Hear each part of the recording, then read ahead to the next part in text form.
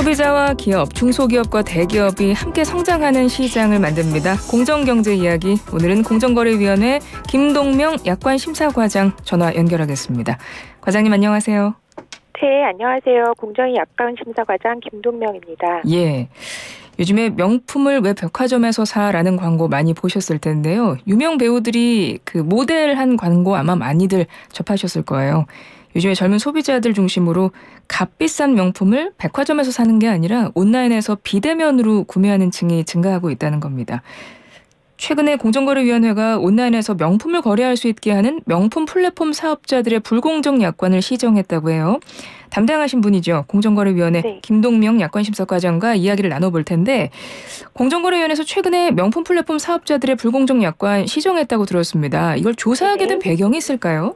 네, 코로나19가 장기화되면서 해외여행 대신에 온라인을 통해 고가의 해외 패션 브랜드 제품을 구매하는 소비자가 증가하였고, 최근에 MZ세대의 명품 선호까지 더하여져서 온라인 명품 플랫폼이 크게 성장하고 있었습니다.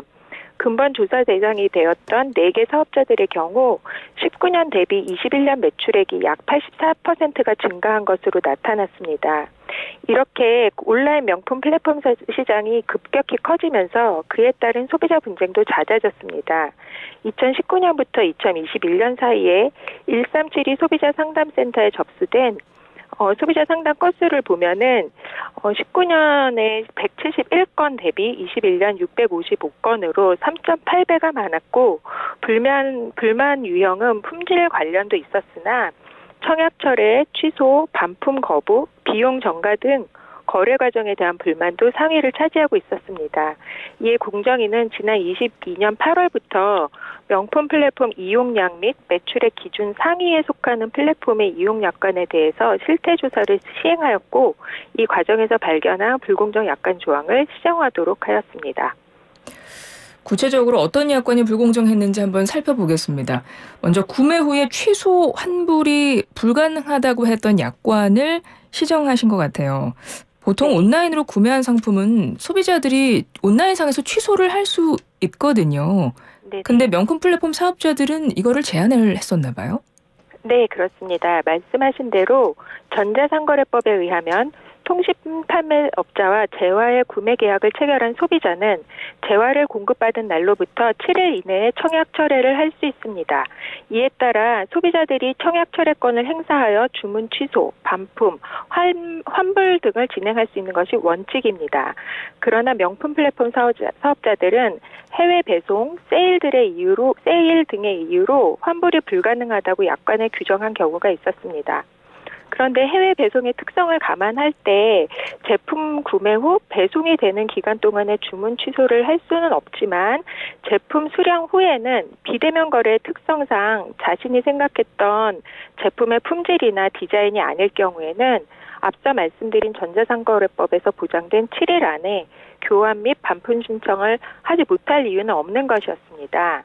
이에 근본 조사를 통해 전자상거래법상 청약 철회권이 보장되게 하여서 7일 이내 교환 반품이 가능하도록 하고, 불명확한 이유를 들어서 청약 철회권을 제외하던 약관 조항들은 삭제하게 하였습니다. 취소, 환불 불가했던 조항 시정했다는 말씀이시고요. 그리고 플랫폼 사업자들의 책임을 일체 면제하는 조항도 있었다면서요? 네, 그렇습니다. 플랫폼 사업자는 사실 온라인상의 거래가 이루어질 수 있게 해줄 뿐 판매나 구매의 직접 당사자는 아닙니다. 이러한 이유로 명품 플랫폼 사업자들은 플랫폼 입점 사업자와 소비자, 즉 판매 회원과 구매 회원 간의 거래에서 분쟁에 일절 관여하지 않고 소비자에게 발생한 손해에 대해서도 책임이 없다고 약관에 명시하고 있었습니다. 그러나 광고를 보시면 쉽게 이해하시겠지만, 명품 플랫폼들이 마케팅 과정에서 가장 강조하는 점이 자신들의 플랫폼에 거래되는 제품에는 가품이 없다는 점입니다. 즉, 플랫폼이 직접 제품의 정품성을 보장하기 위해 자체적으로 정품 검수 시스템을 운영하고, 검수를 통과한 상품에 한하여 소비자에게 전달하면서 이러한 사실을 널리 광고하고 있습니다. 따라서 명품 플랫폼상에 제공되는 상품 정보의 진위나 또 제품 하자 여부에 대해서는 플랫폼에게도 책임이 있고, 그것으로 인해서 소비자에게 피해가 발생한다면 책임 여부를 따져서 그 책임을 부담하는 것이 바람직할 것입니다. 즉 명품 플랫폼이 거래 당사자가 아닌 경우에도 제품의 정품성 보장은 플랫폼 이용 계약의 본질적인 내용이며 이를 신뢰한 소비자들이 고가의 명품 거래를 비대면으로 참여하는 것입니다. 이러한 점에 착안하여서 근본 조사에서는 플랫폼 사업자들의 책임을 강화하였습니다. 이번 조사에서는 명품 플랫폼이 중개하는 상품의 특성과 회원 간 거래에 개입하는 정도에 따라서 사업자의 책임 범위를 검토하였습니다. 앞으로도 공정위는 플랫폼 약관을 심사함에 있어서 그 플랫폼별의 특성을 면밀히 살펴볼 예정입니다. 네. 이번 시정에서 특히 또 눈에 띄는 부분이 있는데요. 소비자들이 물건을 사서 향후에 재판매하지 말아라 이렇게 금지하는 조항이 있었다 그래요. 근데 이것도 불공정하다고 판단을 하셨다는 거죠? 네, 그렇습니다. 이번 심사 대상 약관에는 재판매 목적으로 상품을 대량하는 경우에 회원 자격을 제한하는 약관이 있었는데 사실상 재판매를 금지하는 의미가 있는 것이고 이것은 소비자가 자신이 구매한 제품을 어떤 용도로 사용할지에 대해서 사업자가 미리 제안을 하는 내용이었습니다. 그런데 약관규제법 제11조 제3호에서는 고객이 제3자와 계약을 체결하는 것을 부당하게 제한하는 조항을 무효로 보고 있으며 민법상으로도 물건의 소유권자는 법률에 반하지 않는 한 물건을 임의대로 처분할 수 있습니다.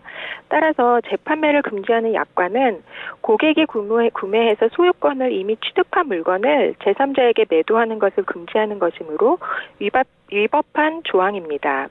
다만 이번 조사에서 자신이 사용할 목적이 아니라 명품의 시세 조작 등에 악용하는 사례를 방지하기 위해서 재판매 자체를 금지하는 조항을 삭제하되 동일 상품을 5회 이상 반복적으로 주문 취소 후 재주문 등과 같이 요건을 구체화해서 부정행위를 막기 위한 약관들로 시정하도록 유도를 하였습니다. 네.